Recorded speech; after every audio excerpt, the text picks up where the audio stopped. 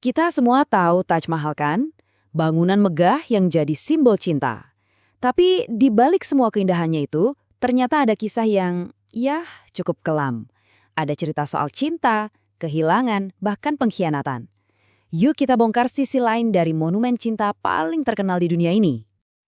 Kita mulai dari satu pertanyaan yang mungkin bikin Anda garuk-garuk kepala. Gimana ceritanya orang yang membangun simbol cinta sebesar ini malah mengakhiri hidupnya di penjara? Aneh kan? Nah, inilah inti dari tragedi yang akan kita bahas. Coba bayangin deh, sang kaisar Shah Jahan 8 tahun terakhir hidupnya itu dihabiskan sebagai tahanan. Satu-satunya hiburannya cuma bisa memandangi mahakaryanya sendiri, Taj Mahal, dari sebuah jendela kecil di sel penjaranya. Ironis banget ya? Oke, biar kita ngerti gimana ceritanya bisa sampai ke sana, kita harus mundur dulu jauh ke belakang. Ke awal dari segalanya, yaitu sebuah kisah cinta yang legendaris. Semuanya berawal di tahun 1607. Pangeran Khurram, yang nanti kita kenal sebagai Shah Jahan, ketemu sama seorang gadis 15 tahun bernama Arjuman Banu Begum.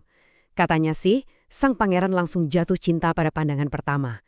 Dia kemudian memberi gadis itu nama baru, Mumtaz Mahal, yang artinya yang terpilih di istana. Walaupun Mumtaz ini istri ketiganya, dia adalah cinta sejatinya.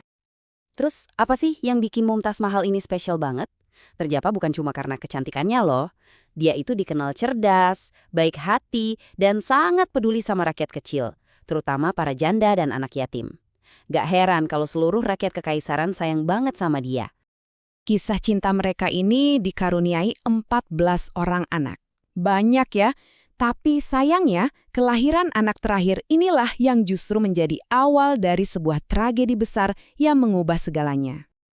Dan tragedi itu terjadi begitu cepat. Coba bayangin, dalam waktu kurang dari 24 jam, perayaan atas kelahiran seorang putri berubah jadi duka yang mendalam.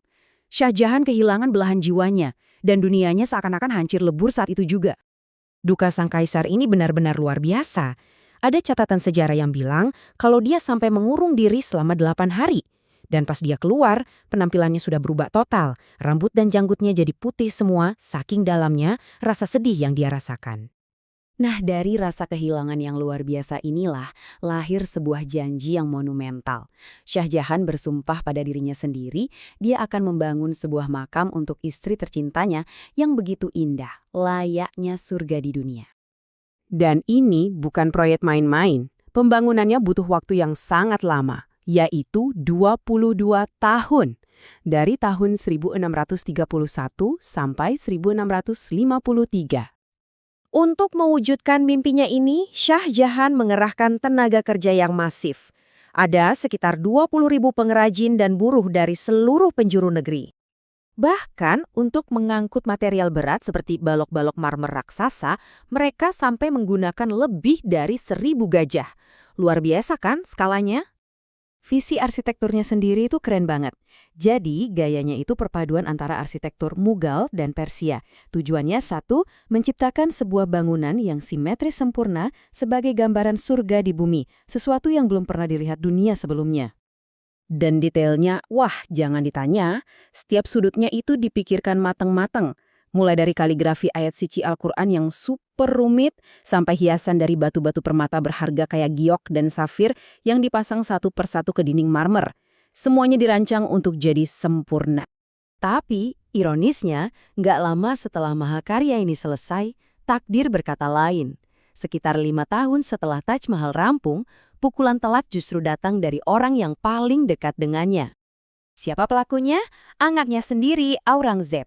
Dia melakukan kudeta yang sangat kejam, saudara-saudaranya dibunuh dalam perebutan tahta, terus dia menyatakan ayahnya sendiri sudah nggak layak memimpin, lalu memenjarakannya. Semua itu demi merebut kekuasaan.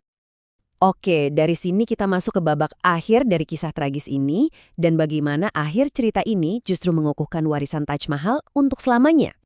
Jadi selama 8 tahun sisa hidupnya, ya cuma itu yang bisa dia lakukan. Setiap hari, menatap bangunan yang dia ciptakan untuk istrinya dari kejauhan, dari balik jendela penjara. Pemandangan itu mungkin jadi satu-satunya pelipur lara, sekaligus pengingat duka yang abadi buat dia. Dan setelah Shah Jahan meninggal dunia, Aurangzeb memerintahkan agar jenazah ayahnya dimakamkan di dalam Taj Mahal, tepat di samping makam Mumtaz Mahal.